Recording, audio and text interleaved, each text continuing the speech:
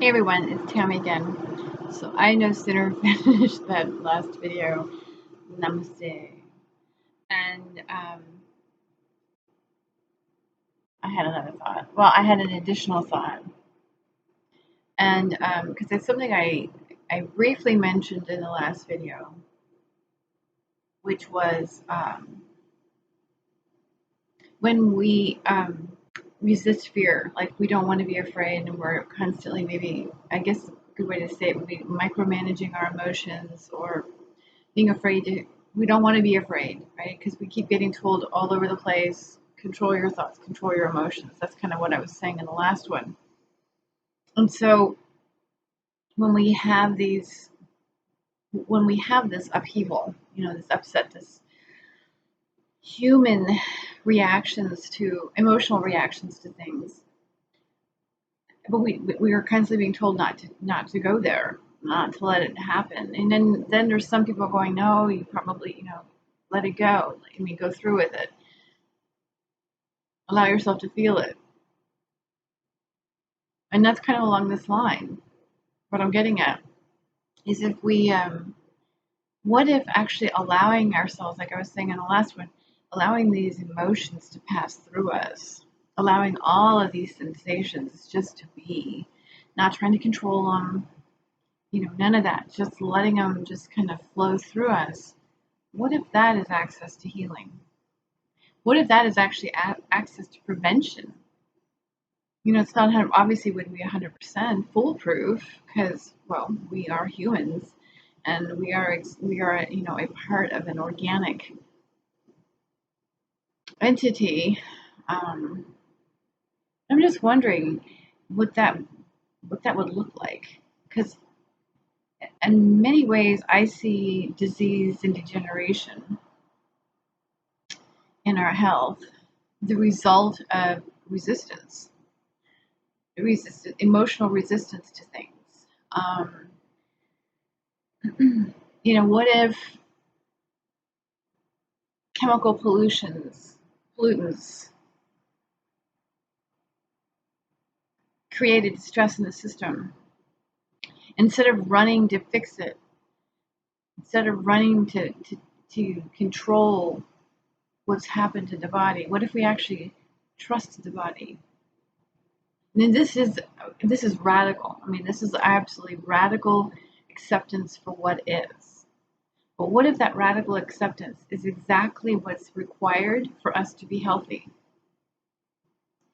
Because think about it, I mean, if we talk about children who are born into this world with serious health problems, and like cancer and leukemia and so forth, it's not their fault. They were born into a world that, and it's kind of difficult at that point. I mean, this is where I say it's not 100% foolproof, because you gotta handle it. I mean, I don't disagree with, if there's a serious health condition that needs to be managed with conventional medicine and learning how to integrate other factors into it, like oils. I mean, that's a good thing to do, but so I'm not talking about this. I'm talking about those of us who develop health issues later in life. What if it is actually the result of our level of resistance to life, period? I mean, if we don't like the way something goes, we have that thought, right? It shouldn't have gone this way. I should have done it differently. That's all resistance. What if we stopped doing that? What if we just flowed with it? Kind of practicing namaste, honoring the light within, honoring the light, period. What if that's exactly what we need to have a more, because see, here's the thing. I always say that. But if we learn to live that way, if we actually learn to conduct our lives at that level, and, like water off a duck's ass, right? But if we really learn to live that way, my suspicion is we wouldn't have the number of childhood cancers and so forth. Now, I'm not, and who's to say about even genetic um,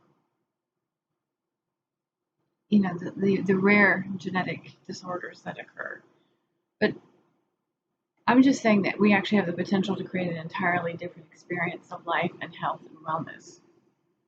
Even with autism, think about it. When somebody has a child and they suspect that they may be living with autism, we begin to panic. We begin to worry. We begin to like, what are we going to do? And we start taking them to different places, and that alone is going to teach that child that there's something wrong with them, him or her, and they're going to be all of a sudden now resisting what's going on with them because we're teaching them how to resist this. See, this is where I'm saying degenerative illnesses are not hereditary. They're only hereditary in the sense that we pass on our beliefs and behaviors. And the less we resist life as it presents itself,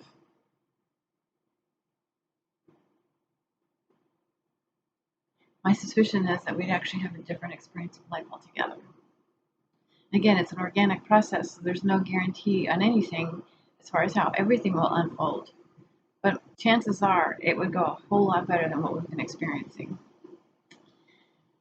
Again, I know it's weird, it's a crazy thing to say, but it's time, I believe, for us to examine what it is we are resisting, or all the various levels of life that we are resisting, all the buts, and shoulds, and shouldn'ts, and beginning just to break life down and seeing where we might make some really positive changes, honoring our light so that we can honor the light of others. All right, you guys, take care.